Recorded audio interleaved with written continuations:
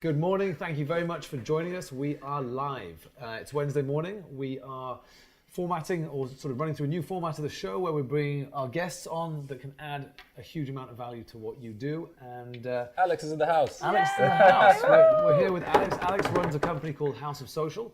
We've done a bit of work together in the past. We're very good friends. We're always bouncing ideas around between the three of us around entrepreneurship, startup. Alex is in the dirt. She's got her sleeves rolled up. She's getting shit done. I am, yes, yes. So tell us, Alex. I look clean this morning, though. Oh, you're clean. Yeah. I think we know the phrase. Yeah, right? yeah.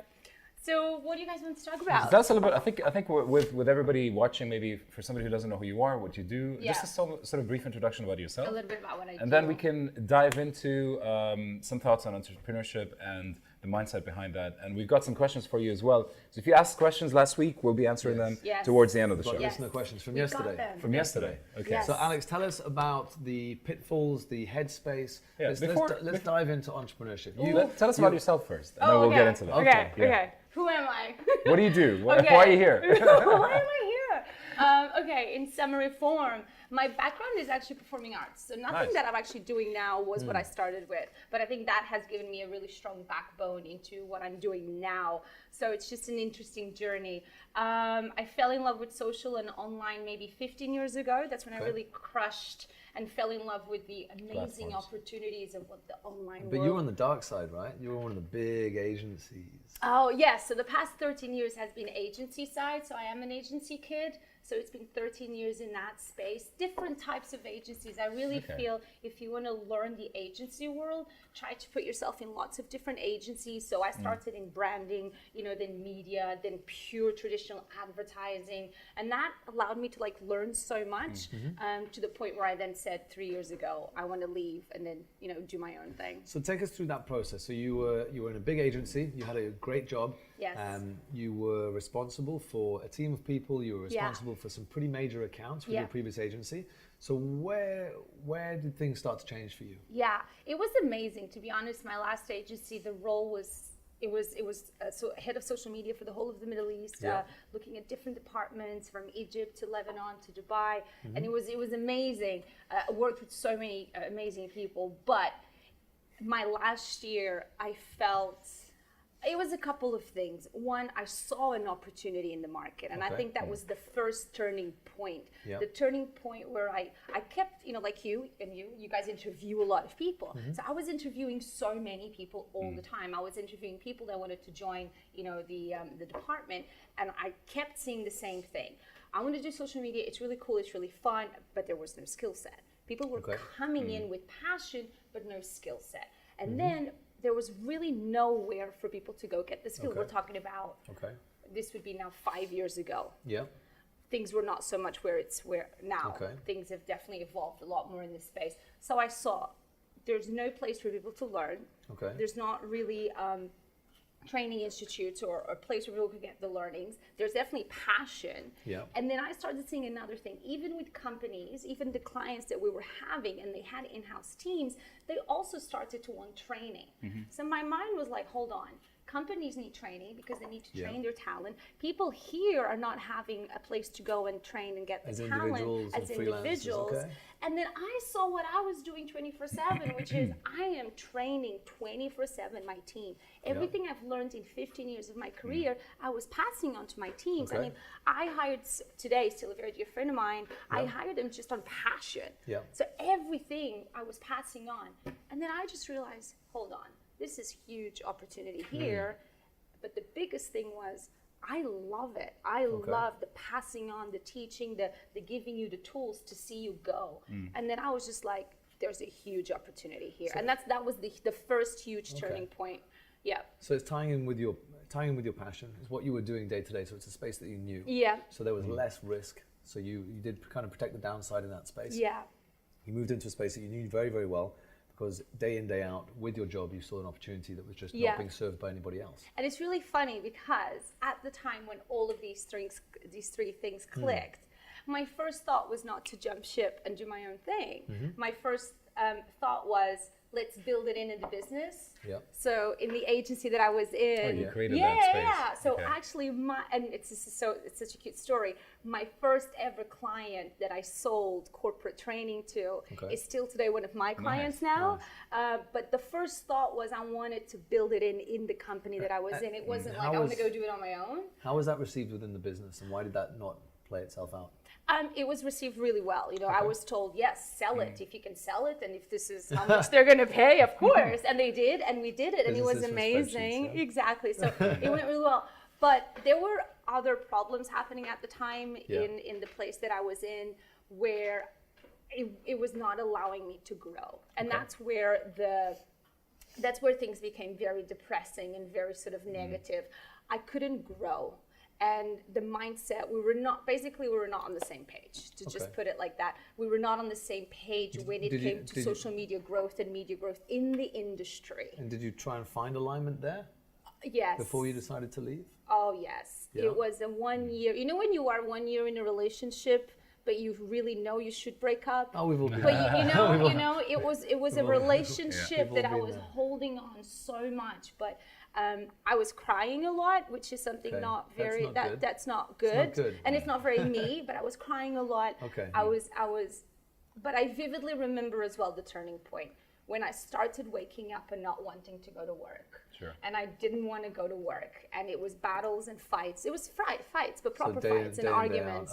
So you got to the point, which I think a lot of people can relate to, certainly the relationship conversation. Not everyone's been in a position where they've had to leave their business, but a lot of people have been in a relationship situation where you get to the point where you're like, okay, well, it's not working, right? So So then you decided, okay, now I'm gonna let's say jump ship, as it were. I'm gonna set up on my own.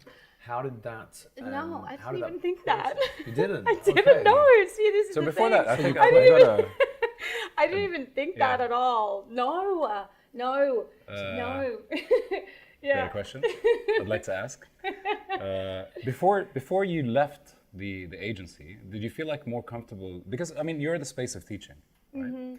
And when you were able to do that within your agency, did you feel like that gave you an incubator space to be more confident to do that outside of the agency space? Because that's kind of like what you drive. No, not really.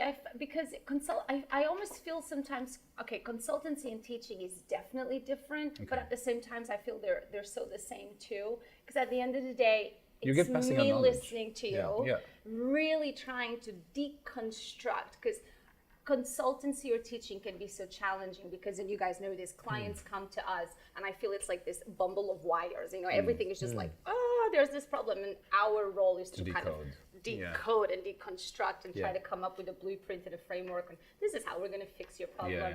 But no, I didn't feel it, because consultancy. So you were kind of confident with the space of consultancy before leaving the agency. You were confident that this is the kind of space you wanted to be in.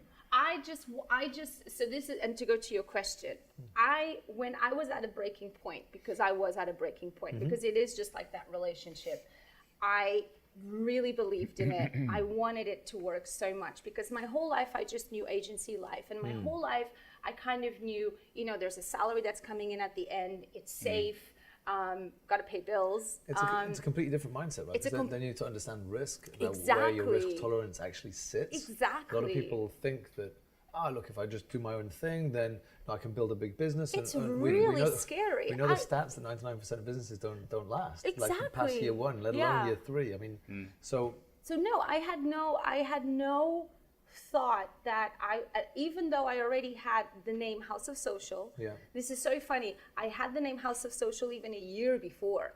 There's some very close friends of mine that even at that time, I told them about House of Social. I would tell them about House of Social at lunch, and I'm like, what do you think about House of Social? It can be about teaching, and it can be about consultancy, and it can be the first sort of social media school in the UAE. And I was already like talking about this, but the idea of building a business was really scary. For me, it was very scary. From the, not scary as in making it, but the financial side. Because in my head, I've always thought, you need to have a lot of money. You probably need to have some rich parents, or a rich husband, or someone that comes to you and gives you money, an investor. So I didn't have any of that. I still don't have any of that, by the way, So for me, that was something that was like up there in the clouds. So how did you get from you crying going to work You're pretty much Because hating one life. day, yep. Then you get to the point, like, you understand all the Yep. risks, but your perception at the time was that it's so elevated, you're like, I'm miles away from this. Yeah. How did you bridge that gap? Where was your headspace? So it was really, really bad every day at work, okay. but like very bad, like fights. It was awful. I did tell my team to start leaving because I knew things weren't going to get better. So my first thing was I need to protect my team. So that was my first priority. I have to stay and they have to leave first. So a lot of them did leave, and I was one of the last ones to stay. It was one fight. There was one very bad fight. And Who were you fighting with? Just your boss? Just my boss. Which I do want to say on record here now that we've made up. So that's really nice. You know, cool. it's a really nice, lovely story. There's so many interesting others. Yeah, it's come full circle, which is very interesting. Yes. I came outside Emar Square Park. I came outside and I was just in tears. And I remember just sitting down and I remember I looked up and I just remember thinking, my mom taught me better than this. And I know that you have to know your full capacity of your potential. Even when you're at breaking point, you have to know what your worth is. Because if you don't, you will stay in that breaking situation for the longest of time. And in that moment, I was like, I am so much better than this. I can do so much better. I know my potential. My mom did not raise me this way. This is not good. Whatever it is on the other side is going to be better than this. And that's what clicked. Okay. Not everything on the other side will be better than this. So you this felt like you were is hitting not rock good. bottom. So that was it. And I didn't have much money left because of course I didn't save. It's Dubai. I just, of course, called up mom that night. I was on Skype with my mom that night and I was just in tears because I knew what I had to do. And she just said, you have to do it. She was like, this is not a conversation. You handing in your resignation and you're going. Here's a question, a slight change of direction. Not everybody's in a position where it's as bad as that. But yet they still have to think about, like, it's pretty comfortable at the moment. Yeah. I've got a salary coming in. I'm doing quite well. Work's okay. I'm not fully engaged. Yeah. But they're still looking to make that sort of switch. So it's a little bit of a different perspective. But you go through the same process of very, very mixed feelings. Yes. I'd almost say it's easier to make the decision when you're in the space that you were in, because it's just like, I'm absolute rock bottom. Like, it can't get worse than this. But if someone's in a more comfortable position, what are your thoughts around them still wanting to take the risk when they're actually pretty comfortable at work? And they've got a career. So what are your thoughts around that? Oh, I speak to a lot of people that have that. I think then it needs to be a passion project, and you have to do it on the weekends, and you have to do it on the evenings. And even if it's from a practicality standpoint, because I get asked that a lot. But Alex, what if I don't want to take that jump? Like, I took a huge jump. That was a huge jump. That was a huge risk. There's no going because back. I'll tell you something. When I quit, when I handed over that resignation, my mind was not, now I'm going to go and open House of Social. No way. Now is, will people still hire me as a consultant? Because if you go online, how do I pay my rent next month? It was, will people still hire me from my product, from my service? That was the first thing. So I think if you are in a job and you are like, I don't want to take this huge leap now, then work in the evenings, then do it on the weekends, then find that group of people that you want to do it with and start tasting it. And then you start to reduce that risk, because if things start to work on the weekends and that. Dia, your perspective is a little bit different because you didn't stay within the space that you were working in. No, I went to India and spent a month on the beach. There we go. That's amazing. I love that. Like, Dia, as many that are listening will know, Dia you were. I was in risk management before for 11 years, and I was basically in sales, pure sales, and it was for a big insurance company. And then I also kind of like just woke up and I realized this is not what I wanted to do. But then I gave myself that sort of leeway of trying to understand what space I wanted to be in. And I think something really important you mentioned there is understanding your worth and understanding what you can provide value for. And not being afraid to change industries. And I've spoken even last night to a few people who are in the automotive business. At the moment, automotive is crashing hard. And the whole perception of a career, and we have to get stuck to that career, is something that will cripple people. And I think 100%. If you don't want to, or if you're not able to adjust, and by adjusting, I mean completely redefine yourself, then you could very well be in a very bad place. 100%. Like, I keep saying this, the 2 years I was lost were the best years of my life. Because if I you hadn't end up been finding your lost, passion, right? of course. I mean, look, Dia's the same thing. Goes from corporate sales to creating his passion. You have to pivot. You have to flip. You have to question yourself. But I also think there's a caveat to that as well. You have to be super self-aware. Oh, 100%. Because you have to be very self-aware, but you have to be very, very realistic in terms of what the market is willing to pay for. So you're very talented in what you do, and we've built a whole business around Dia's talent. If you just thought, that was what you wanted to do, but you didn't have the skill set to back it up, you'd be struggling to pay rent these days. Yeah, you have to deliver on what. Yeah, and there's something that maybe like a lot of people didn't know. While I was going through the last few weeks or months, I was waking up at 5 in the morning, spending between 5 to let's say 7 researching and studying, and every skill set I learned in filmmaking was on YouTube. Yeah. You know what I mean? And that was literally spent between 4 a.m. and 7 a.m. Yeah. So, but that's every single day. It comes down to putting in the work, right? If you just wake up one day and you're like, right, I'm changing career. I like the idea of being A, B, or C. Yeah. And that's what I'm going to go and position myself as. If you can't back it up, then it's all going to come tumbling down. And that's why what you're doing on your platforms, and every single day you're educating people. I wish I had done it 13 years ago. Because my past 13 years, similar to you, I wasn't building brand. I was building other people's brands. I was learning. I was, like you said, in the dirt. I was learning it. I wasn't doing my brand or anything. No, I mean, I do wish I was, because but look, you're hustling harder than most people we know in the social space. Any of you that aren't following Alex, it's House of Social. She hustles super hard. Her Instagram stories are absolute fire. So if you are learning anything about the space, there are 2 places you can find great content. One is on Alex's channels, and the other is Jen, just off camera. Create Media. Create Media, daily digital updates. I take 0 responsibility for it. Jen puts all the work in. Daily digital updates, of course. Create Media X House of Social.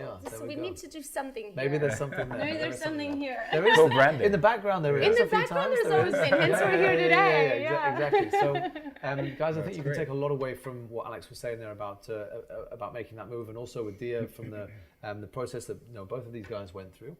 I think there's a lot to think about there. There's a lot to take away.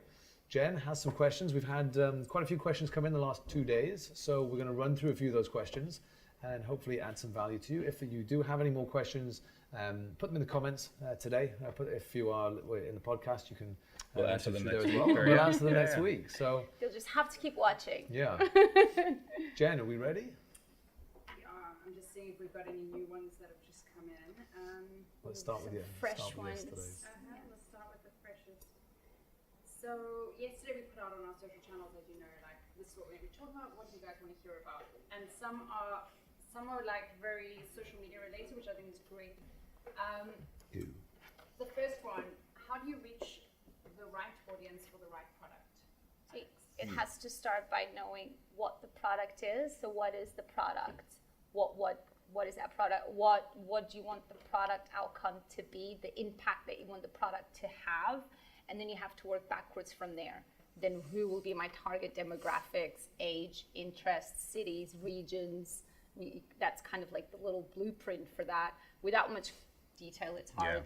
And without understanding the product, of course. I think this one's for all of you guys. What do you think the expected future consumption of AR and its effect on graphic content creators? I think AR is growing across all spaces. I think that we haven't even scratched the surface yet, and people have a very top-line understanding through the likes of Pokemon Go and Snapchat and the like. But when that comes into all different spaces, as it's starting to, it's going to game change everything from learning. It's going to game change everything from content creation when data starts being applied with AI, and then that actually starts producing more content automatically. And e-commerce as well is a big space for that. So there's a lot going on in that space. You were talking just off camera before about Snapchat and their movement into that. Yeah, they have an open platform so anybody can go. I definitely would like to see more on Instagram. I would love to see Instagram having more AR. It's got to be coming just right? as Because Snapchat has. Zuckerberg's been buying up quite a few AR companies. Yes. So there's a lot of tech there that I feel that Facebook owns. They haven't necessarily brought it into the market. I'm excited to see even Oculus hasn't really done that much. But when they bought that, everyone was like, "Wow, it's going to get plugged into the platform. It's going to explode." And it's free. Like you can go to the Snapchat AR platform, build your own augmented reality lenses, upload it, and it's free. And people are still not like really digging deep. I think just people they don't understand the space. And then because they don't understand it, they think, okay, well, how does it relate to my brand? How does it relate to my client's brand? I'm not really too sure about it. And I don't think they're seeing the ROI too. No, it's they're like, it's still quite gimmicky, right? be. It's cool and gimmicky, but when there's going to be that seismic shift when one or two brands do it really well and everyone goes, oh wow, this is a real opportunity that I can double down on. I better learn more about this space. I've always had an image of Dubai being covered in artwork. And if any brand wants to do this, if you guys are listening, I think just a project where you kind of cover the entire city with augmented reality artwork, it would be amazing. Snapchat did something like that, didn't they, around Europe? Yeah. But it's just, it was a cool idea, but then why hasn't it been done here?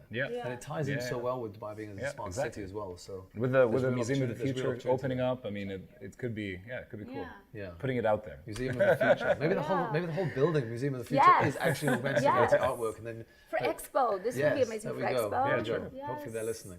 Yes. Next question. To what extent can social media trends influence aesthetics in our physical world? This is a really good 100%. one.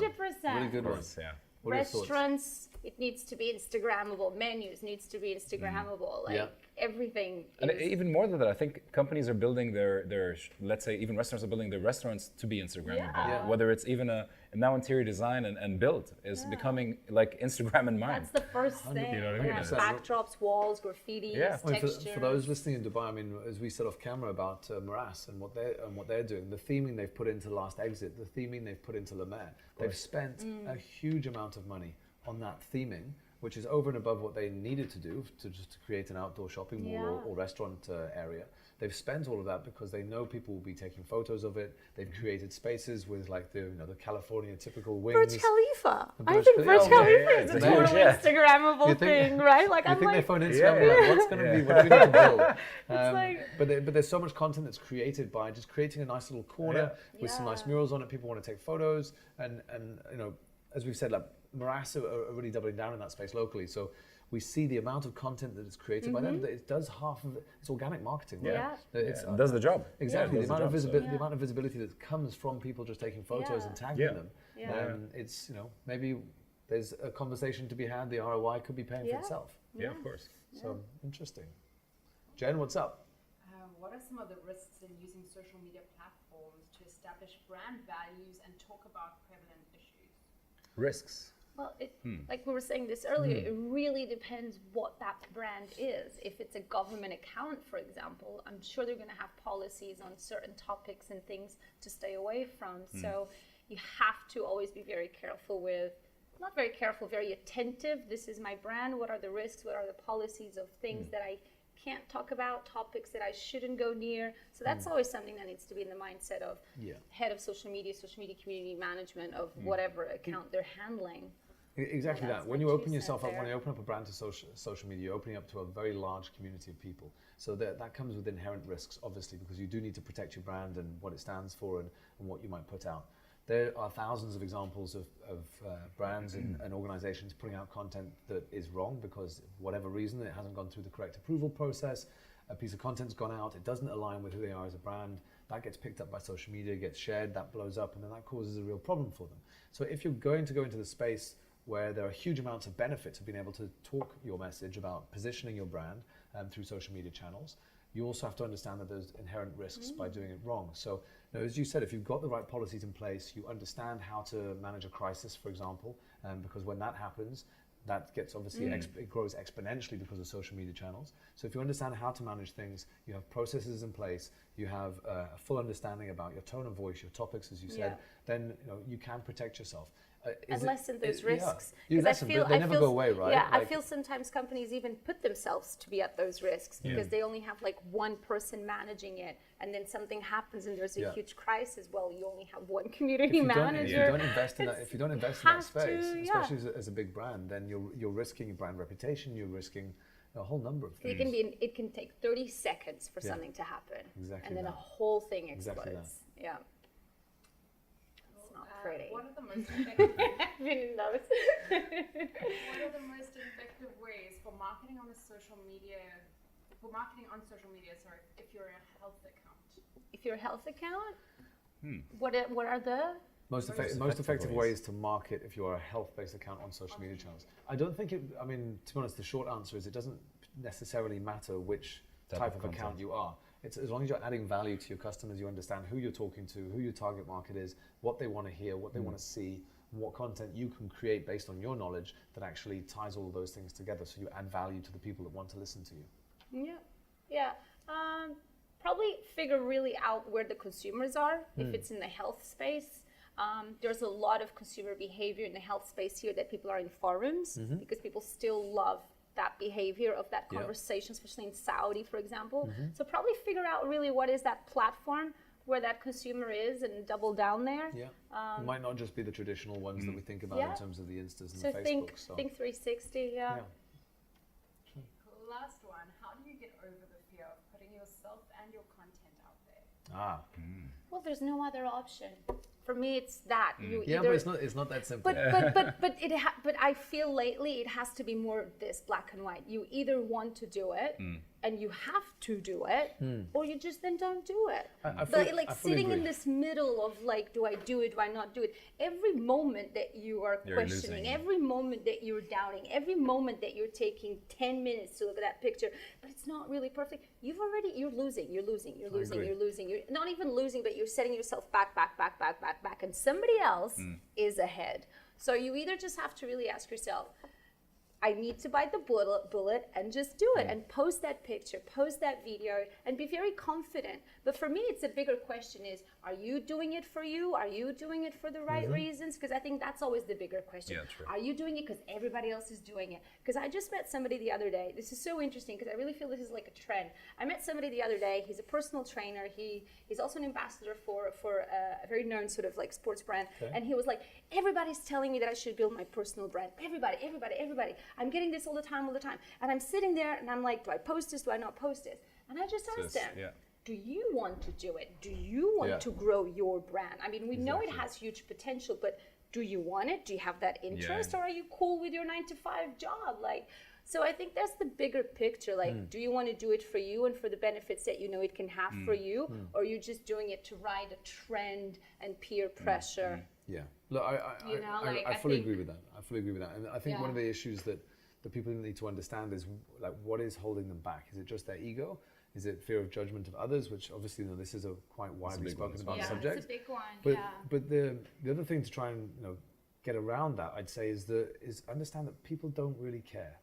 Yeah. In terms of like, no one's there just waiting for you to post so they can judge your post. Like, everyone's got their own stuff going on, right? Everyone's super busy with their own lives and they've got their own issues. One opinion. No, but that's often what it is. Like, it'll be if people are brutally honest with themselves, it's probably 1 to 3 people that are in their head. That they're like, but what if they see it? So A, you do have to turn it off. B, you have to understand that those people don't really care that much anyway. Like, you're an adult, put the content out there, stop worrying about people judging you so much. And once you start to do it and you start to realize that there's a lot of positivity coming back if you're putting out good content, that will fuel your fire to be like, I need to do more of this because there's people really responding. And I actually don't care about the people that might be criticizing. So it's just around getting that headspace of just take complete ownership of that space. Don't worry about what other people are saying. And understanding your why is important as well. Yeah, the why. Understanding your why. Because it has to be like, when I post something, it has to be from you. It has to be so authentic as to why am I doing this, right? Yeah. Not that I'm doing it so that they're gonna like it and that that I'm gonna have like all that sort of self-esteem boost. So it has to come from here because building a personal brand is very, very, very, very vulnerable, and it is not easy at all. No, it's not an easy thing to do. It's very vulnerable. You're opening yourself up to there, so you have to be okay with the negative too. You can't just then. But there's a lot less. Be angry at the thing is, there's so much It's less of that than people think. People think that like X person's going to go, this is a really crappy photo. Or because like, they're insecure with themselves. What rubbish are you talking? It's a bigger question. They're insecure with themselves. But everyone has that. But I do believe that everyone has that element inside, especially when they're starting out. And it's just about continually putting yourself in an uncomfortable space. So you do start to just quieten that voice. So, but we've spoken before. I mean, when you started putting out content from when you were vlogging, you just pick up a camera and you just like putting it out. And now you get to where we're doing now, and like you're creating ads, like TVCs for Audi. And it started off with you and a camera and a vlog. And look at that process. If you in your mindset you were like, I'm not going to create content until I'm at the stage of creating for Audi, then it wouldn't have happened. You just got to be okay with the learning curve and understanding that you're not going to be putting out amazing content from day one. Yeah. And understanding. And not every piece of content it's going to be amazing, of course. And it's understanding that voice is in your head because you're going to be the biggest judge of yourself. And understanding that the only reason why you're not posting it is because of you, not because of what people think. It's because of what you think people think. That's why you think you should do it. Which is mostly not true and now anyway. you just got into that, It's a cycle, It is. And because the other flip side, I think it's just so much more negative. There's a statement, I think, I can't remember now who said it, but it's something, goes something like, I'm not who I think I am, I am who I think you think I am. Yeah. And think about that for a second, because that's very important, because it is. Everybody thinks, like, if I think I'm a certain way, and I'm actually just thinking what you think I am, and I'm reflecting that back on you. Yeah. You know what I mean? And that is a very vicious thing. So it's like, which is why you have to be so authentic. Yeah. How to sustain building a personal brand? If you are authentic, you can sustain it until you're 90. Because that's truly you. Because it's just you. It's just you. It's not me portraying an image like. I'm very happy most of the times. I'm very energetic most of the times. But when I'm not, I'm not. I'm human. I'm just as human as everybody else. And you have to have that authenticity so it becomes sustainable. 100%. Yeah. And there's just one other thing that a friend of mine, Brian, runs a very successful podcast over in Ireland. And something that he was saying to me the other day, I mean, he's got hundreds of shows now and has interviewed some big names. And he said to me that it's about putting out content and continually putting out content, and not every piece of content will hit the mark. Some of it's just not that great, and other pieces are great. And some of his viewership, he said, out of the hundreds of podcasts, there's like 15 of them that get the most downloads, that make his downloads go through the roof. And he said like 80% of it, 90% of it literally comes from 15 podcasts where he just nailed it. So when you're thinking about, is this photo perfect, or is that video exactly what I want to say? Just keep putting it out, because always it's the next a one. consistency. And you have all these platforms, and you should be posting twice a day. So there's 2 opportunities in the day. There's your IG stories, there's your LinkedIn. Like, I have that with my content.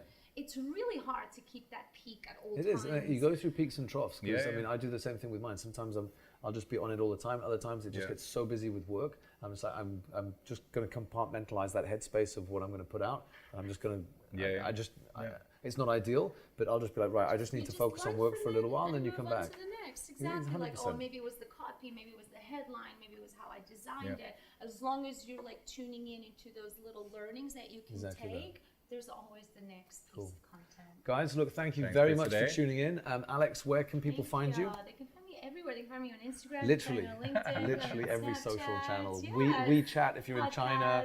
Exactly. Have you cracked China yet? I still haven't done that, but I really want to. We have a large following in China.